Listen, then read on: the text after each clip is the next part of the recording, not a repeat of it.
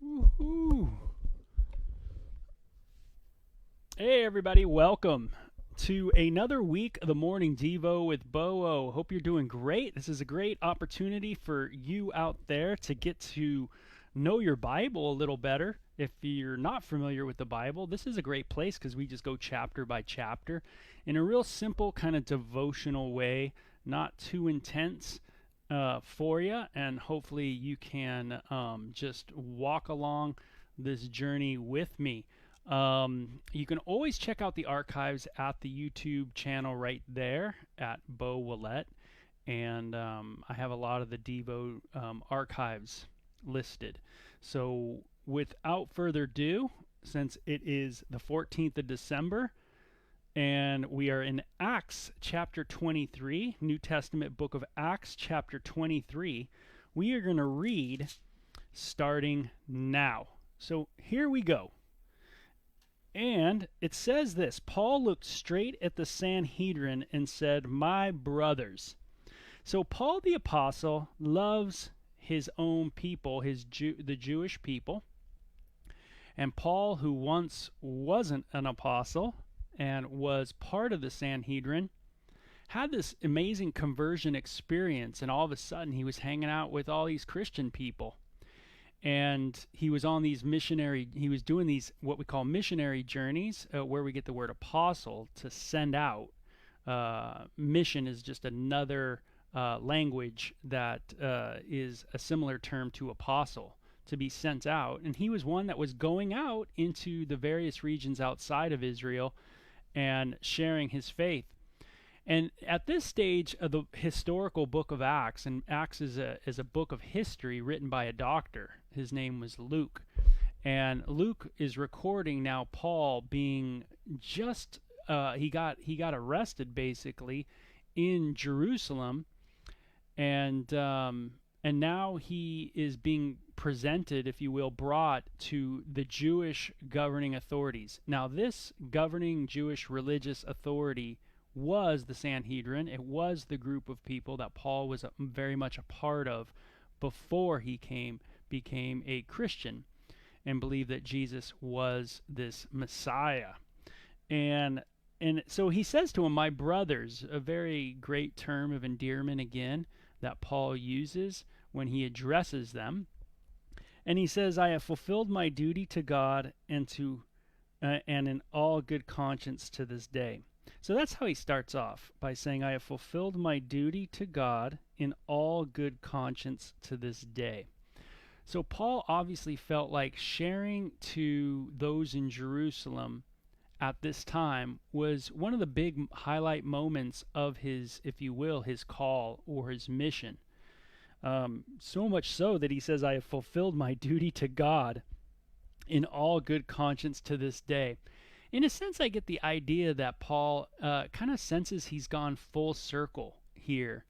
And I don't know if you've ever had that in your own life where you kind of sense that you go full circle. You know, you maybe have a conversion experience, you come to the Lord, and then, you kind of go these different ways in life that, God takes you, and you have all these wonderful lessons that you learn, and you're reaching out and you're doing things in your church environment or whatever, and then all of a sudden you find yourself back years later kind of talking to your friends, like your old friends, maybe from high school or junior high or things of that like that.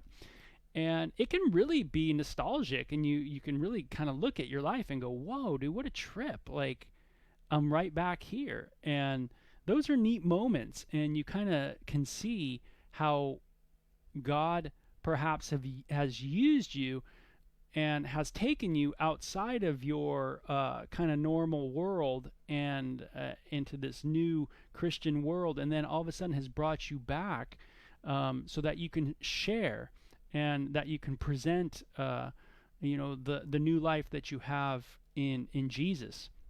And Paul says, "Hey, I fulfill my duty unto God," man. That's how he feels. He feels, in all good conscience. I'm right back here, guys, with you, talking to you. And how cool is that? And at that time, the high priest Ananias ordered those standing near Paul to strike him on the mouth. What a trip, right? I mean, he gets hit because of that statement. So Paul comes in with a lot of confidence and says, man, I've really followed the Lord. And they felt offended. They thought, if anything, he was not following God at all. For his faith in Jesus, for the teaching specifically, the way he taught, the things that he taught about what we call salvation. They felt very offended about those things, and they struck him. That's how offended they were. And sometimes, again, when you go, to your hometown, sometimes that's where you're not really treated the best. It might be that you go back to that homeland, wherever that is, and people don't understand you. People don't understand your faith, and so you might get, in a sense, struck because of that. You might get shot down. And this has happened to Paul now a second time in this really quick chapter 22 and chapter 23. Chapter 22, he got shot down before all the people. He was giving a speech, if you will, and then they didn't like him at all, so they wanted to kill him. And he got rejected by his homies, all of his hometown people. And then he goes into his close homies, like people that he's known for a while, the Sanhedrin, the religious group that he was a part of. And that crew rejects him as well. And sometimes you just can't win, and you can't focus on those rejections that are going to take place, and that will take place. And sometimes it hurts when the closest people that should know you or should listen to you don't listen to you. But Paul was on a mission. He was on a call. He felt fulfilled. He was serving God, and that was kind of his focus. And that's got to be our focus. Are we serving God? Because if we're serving people, that's the primary goal, then man, we can really get let down there, and that can really hurt us. But if our focus is on the Lord and we're really doing what we do unto the Lord, hey, you know what? We're doing it unto the Lord. And so when people let us down, we realize that we're doing it unto the Lord. But I don't want to go so far that way too, to make you make it so we should not feel if we get struck on the cheek. If someone close to us lets us down. No, we're human beings. I mean, when someone close to us lets us down, that's a bummer. And it would be nice in a great world where people would be sensitive to that. And when we offend someone would go to the other person and say, hey, I'm sorry I did that. I was being selfish. I was being neglectful. I was, that kind of thing. Forgive me for that. And hey, right on, you're forgiven. And we move on. But that's not how it works a lot of times. Then Paul said to him, God will strike you, you whitewashed wall. So Paul, man, gets right back in his face and says, yo, what does he say when he gets struck? He goes, God will strike you, you whitewashed wall. You sit there and judge me according to the law, yet you yourselves violate the law by commanding that I be struck. So Paul sees the hypocrisy of the leadership, right? They claim to be pious. They claim to be religious. They claim to be holy, and that's always the thing is people go, oh, I'm really holy, and then they don't want to admit any failure. They don't want to go, hey, maybe we're doing something wrong by, arresting Paul or being mad at Paul or striking Paul or just hitting him before a trial, maybe that's wrong to do. Like, see, they don't want to, people that are in superior, that think much religiously about themselves, man, they don't have any room in their mind to think anything that is lacking in their life. They think that they are completely good, completely holy, that they don't do anything wrong because they might not have any outward issues. They don't gamble, they don't drink, they don't do drugs, they don't have extramarital sex. They look at that and they just look at that outward part of their life and they go, oh, I'm doing really good. I'm so good, man. If only these people could get like me, then we would all be great. The world would be better if it was all like you. And we get in that attitude. And that's why Paul used the word whitewashed, right? In there. You are, he says, you are a whitewashed wall. Jesus used this statement, by the way, just so you know, in the book of Matthew, chapter 23, verse 27, with the same group of people. So, which Paul was on that side at the time, by the way. So Paul uses this now against those same people that Jesus spoke to. And he calls them a whitewashed wall. And the idea of a whitewashed wall was what? It was just the idea of an attractive exterior, but filled with uncleanness on the inside, right? It was a metaphor for being a hypocrite. And that's what I'm talking about is, hypocrisy is something when you put off this idea that you got it all together, and yet you don't. And it's better just to say, I don't got it all together. It's better to say, hey, you know what? I am poor in spirit. There's issues. There's things that I am lacking. I am poor in spirit. There's poverty in my life. There's poverty in the heart. There's poverty in the mind. And I need an infinite being, a complete being, to help me out. I'm not at the place where I can go, I am the infinite and I have no lack. But many people do, and that's what the Sanhedrin was doing, is they propped themselves up and they thought of themselves as the infinite. Think of math, the infinite number. They thought of themselves as the infinite and they saw no lack. Why? Again, they were like whitewashed walls. They looked really nice on the outward, right? Everything was great on the outward, and yet the inward was all corrupted.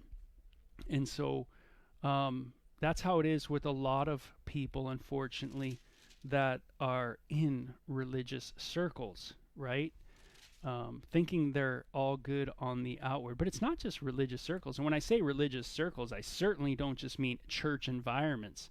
Universities can be religious places, right? Where you have your prophets and your priests and your evangelist all at the university classrooms. And they're sometimes called professors. And, trying to change minds and alter worldviews and things of that nature. Yeah, religious circles can be all over the place, by the way. And people think they're great on the outward and they do all the right things, yet there's inner corruption. Yeah, so those standing near Paul said, "You dare to insult God's high priest?" And Paul replied, "Brothers, I did not realize he was the high priest, for it is written, 'Do not speak evil about the ruler of your people.'" So there's ideas on why Paul did not know this was the high priest. But notice Paul quotes his own scriptures, and he says, hey, if I knew that was the high priest, the scriptures say don't speak evil about the rulers of your people. I wouldn't have spoke evil about the rulers of your people. Of course, I don't think Paul was speaking evil about them, but Paul was showing them that he certainly is aware of the Bible. He's aware of the scriptures, that his mind is thinking on scriptural thoughts. And that's cool to know when you're in such a highly debated situation, as Paul just keeps referring, he shows his adversaries, if you will, that his mind is focused on the things of God by quoting the scripture. And it says, then Paul, knowing that some of them were Sadducees and others were Pharisees, and those people had different religious ideas, but they were part of this Sanhedrin, this group, this council. It says, my brothers, I am a Pharisee. So this is what Paul responds when he notices that they're split. There's Pharisees and Sadducees there. He says, my brothers, I am a Pharisee, the son of a Pharisee, and I stand on trial because of my hope in the resurrection of the dead. And when he said this, which doesn't seem like a big thing to us, right? But when he says this, a dispute broke out between the Pharisees and the Sadducees, and the assembly was divided. Now, it says, the Sadducees say there is no resurrection, that there are neither angels nor spirits, but the Pharisees acknowledge them all. So this was the contention. Paul mentions the resurrection. All of a sudden, a debate comes up about the resurrection, and now the Sanhedrin is split, right, between Sadducees and Pharisees, these groups of religious Jewish people. And they start arguing amongst themselves. And it says there was a great uproar, and some of the teachers of the law who were Pharisees stood up and argued vigorously. We find nothing wrong with this man, they said. What if a spirit or an angel has spoken to him? The dispute became so violent that the commander was afraid Paul would be torn to pieces by them. He ordered the troops to go down and take him away from them by force and bring them into the barracks. The following night the Lord stood near Paul and said, "Take courage. As you have testified me in Jerusalem, so you must testify in Rome." Okay, so this isn't the end for Paul. We finally get the idea that Paul's not going to die in Jerusalem now, even though he's been let down immensely by the reaction towards him from the society in Jerusalem and by his inner homies, if you will, the Sanhedrin. They also have let him down. And you know what? The greatest help that you can have when you feel so let down is remembering that the Lord's standing near to you. And Paul says, take courage. The Lord says, take courage, right? Take courage. Be courageous. Keep moving forward. Just as you did what you did, you shared what you shared in Jerusalem. So you're going to continue to do that. I'm going to move you to another place. And that's the greatest thing, is just remember that your words, whatever you do share that's being rejected, is probably going to have an impact at some point. And it might not be at that time that you wanted it to have the impact, and so you're let down. But be of good cheer. Be courageous. Keep going. Don't stop sharing. That it just might not be that time in that place, to be sharing. So the door might be closed, so to speak, in that area, in that family, in that hometown. But you know what? It just means there's going to be another opportunity elsewhere. And that's what we're going to see in these coming times now. We're going to see that Paul is going to be, he's going to escape a terrorist attack on his life, and we're going to see that he's going to be brought before Felix. And Felix was had a very wealthy brother that worked alongside the emperor at that time. And Felix, though, was known as kind of a not so nice of a guy. And he was the younger brother to a guy named Pallas. And I was reading a little bit of that in Roman history. But he's going to come before Felix, and we're going to see kind of how this plays out. Not only is Paul going to go before Felix, but he's also going to go up and up and up and up the ladder. And we're going to see that he's just going to be hanging out with all these leaders in Rome. And wow, how radical. Paul goes from this really low state of being rejected in his hometown. Remember what Jesus said, a prophet is not what? Yeah, you know what he said. Jesus said a prophet is not honored, right, in his hometown, right? And we're going to see now that he's going to be sent to the leadership, the kings, if you will, the emperors. He's in the leaders of Rome, and he's going to testify about the gospel of Jesus Christ. And so, did Paul take courage? Yeah, he did. He said, "Hey, I'm going to take courage. I'm not going to shy away. I'm not going to just go, okay, well, that didn't work. I'm done." Instead, he's going to go, "Hey, what's the other avenue?" And that's what we want to do is look to other avenues. God, where else are you moving? What doors are open? And at times in our life, me and Syl's life, there's times where things have been closed, and then there's times where things have been wide open. And you just got to be able to, pray and seek God and just ask God, hey, where can I share, and where's the door open for me to share? So take courage. That's the great thing today. Take courage, right? Sometimes it's not going to work when you're with your closest. So very interesting section, of course, and very good one for the morning, just to take courage and to look for open doors. And hopefully you're looking for open doors in our community where you're able to share, or online where you're able to share. So Paul escapes a terrorist attack at the end of chapter 23. Sorry. And he's going to go before Felix, and then the trial of Felix we will get to tomorrow. Okay, and so that'll be the end of today's. So chapter 23 is in the books. Paul went to Jerusalem.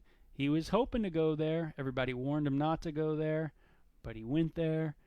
And man, he got physically assaulted many times. Didn't go too good.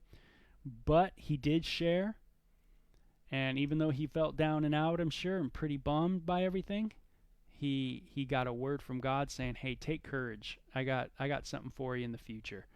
And I always remember passages like Jeremiah 33:3. You know, behold, God does new things. He's doing new things. He's got new things going on. It's different from what I thought. I thought I'd be a guitar player in my life. That's what I was going to do my whole life. And God went, rip, and did a switch. And sometimes he switches other ways too. You just don't know where, you got to really seek the Lord and just be like, hey, God, where's the open door? So, hey, you guys have a great one, okay? Take care. Bye-bye.